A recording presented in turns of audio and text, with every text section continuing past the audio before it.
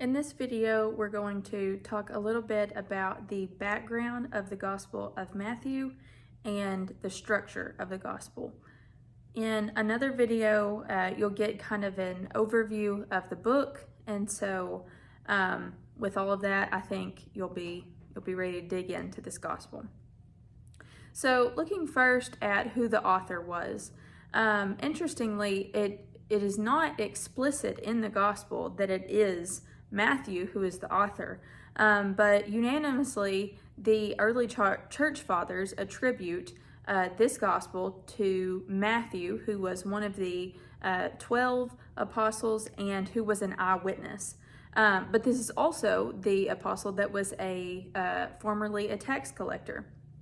And so one of the claims of Matthew as the author of this is that he was an eyewitness account to the life and ministry of Jesus. So it may seem strange that Matthew never identifies himself as the author, but actually none of the four gospel writers do this. And just to make sense of this, it would be one thing if this was, say for instance, one of Paul's letters, and he doesn't say who he is that is writing this letter. But Matthew and the four gospel writers are not writing letters to someone far off in a different church. What most likely is the case is that Matthew's audience are people that knew Matthew personally, and so he wouldn't have had to sign the end of his book with Matthew, the former tax collector, or whatever. So that explains pretty much in all four cases of the gospel writers that they didn't necessarily need to sign their name at the end of their account. As far as when it was written, it is believed to be written in the late 50s or early 60s. Though it is first in the book of the New Testament, it was probably written after the Gospel of Mark. And we'll talk about that a little bit more when we study the book of Mark. So Matthew's audience was most likely an influential church at Antioch in Syria. And this church, historians say, was a mix of Jews and Gentiles. And by Gentiles, I mean those that were not ethnically Jewish that had come to the faith as a result of Jesus. And so Matthew seems to mostly target talking to the Jews. You'll notice he used a lot of language that the Jews would have been familiar with. And so he really, I think, intends to show the Jews that Jesus, this person that this eyewitness account is about, is the Messiah that they have been waiting for and hoping for all throughout the Old Testament. That this Jesus character is the one that fulfills all those promises. But then he also appeals to the Gentiles too, maybe not so much as targeting them as an audience, but he does make it very known that for the Gentiles, salvation is now available to them too through this person of Jesus. As far as the structure, keep in mind that Matthew is not always writing chronologically, as in this happened and then this happened and then this and then this. It generally can be arranged more thematically. So he arranges his gospel around certain themes. And this is pretty common amongst all of the four gospel writers. And actually, Matthew's gospel is the most complete compilation of Jesus's teachings, parables, and prophecies. So he actually structures his book around 5 discourses or big teaching moments of Jesus. So he's showing that Jesus is both the Messiah, not only in the work that he does, or the work that he did do on the cross and his ministry, but also in his word, that he is authoritative and that he has things to say that the people should listen to. So that is, Jesus is Messiah both in word and in work. Just a few more things about his gospel. Matthew's gospel is a great bridge between the Old Testament and the New Testament. Matthew quotes the Old Testament more than any of the other gospel writers. And actually, Matthew's gospel went on to be the most formative or the most used gospel of the four through much of church history. And so that's most likely why it's ordered first in the canon in the New Testament, just because of the huge impact it has had.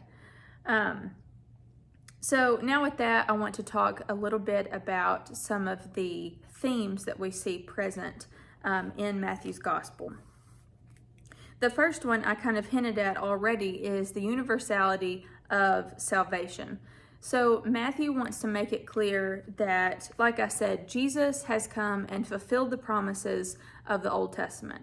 He is the Messiah that these people, that the Jews have been waiting for, that have been hoping for, but he is also able to extend salvation to the Gentiles as well. So this salvation message that Jesus brings is not just for a specific group of people, but it extends to all people. And I think Matthew makes that clear throughout his gospel.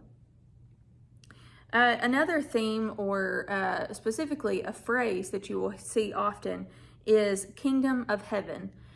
And this was actually a common phrase for Jews.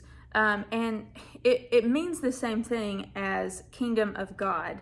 But it was customary for Jews to avoid saying God's name out loud out of reverence. And so instead, they just replace God with heaven. And so they have kingdom of heaven. So Matthew is communicating that through the person of Jesus, this kingdom of heaven has come to earth. And that may sound weird, but I think Matthew does a good job of kind of hashing out what does that mean for the kingdom of heaven to be on earth through this person. So do your homework and read the gospel to find out what exactly that means. But be on the lookout, because it is a very common phrase that Matthew uses quite often. And then finally, another theme or another thing to be looking out for is the various names that Matthew uses when referring to Jesus. And not only that, but names that Jesus uses himself, about himself, that Matthew then records. So the first one is Christ, and so Christ is a Greek word, Christos, and the Hebrew equivalent, Hebrew was the original language of the Old Testament. The Hebrew word is Messiah. And so that's where we get, we've been talking a lot about the Messiah that the people of the Old Testament have been waiting for. And so Messiah, Christ. And what that means for us is just anointed one. Interestingly, in the Old Testament, this term wasn't just used to point to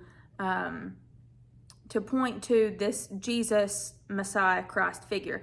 Messiah kind of had a broader definition as referring to kings, priests, and prophets. And so Matthew now applies this term to Jesus as King Jesus. He is the Christ, he is the Messiah, he is the true king, and he has come to rule. Another one is Son of David, and this is a phrase that was common throughout the Old Testament as the Old Testament writers looked forward to this Messiah figure. So Jesus, once again, this points to Jesus being king.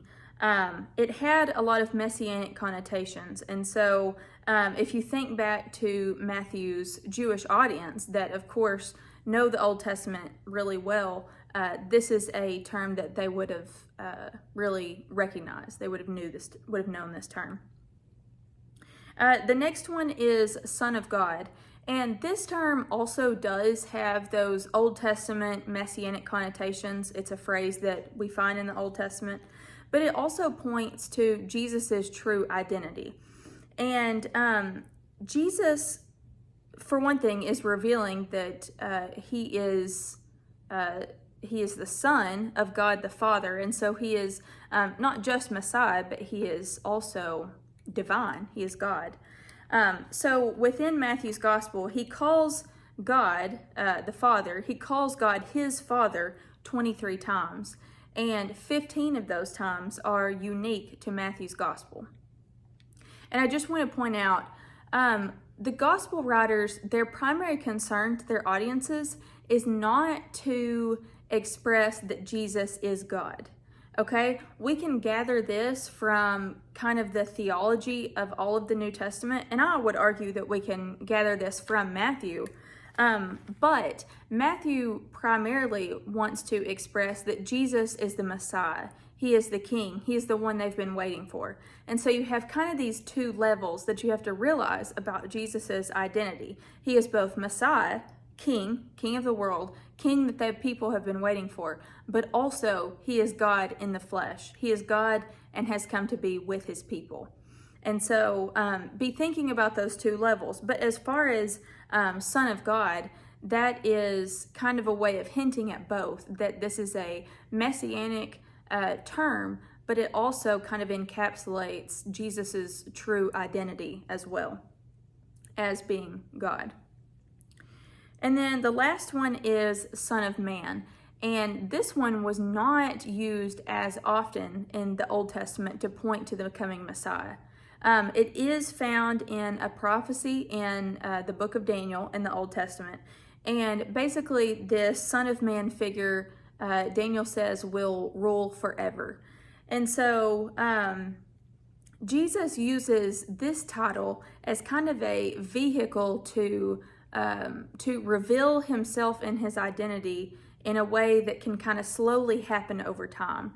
So it's a title that, though it may have been familiar in the minds of the people that knew the Old Testament, it didn't have the exact same kind of messianic connotations that a lot of these other titles did have.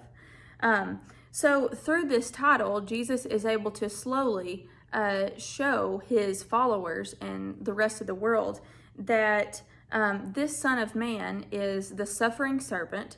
He has come to take on the sins of the people, not only of the Jews, but also of the Gentiles. And then beyond that, he is also the King.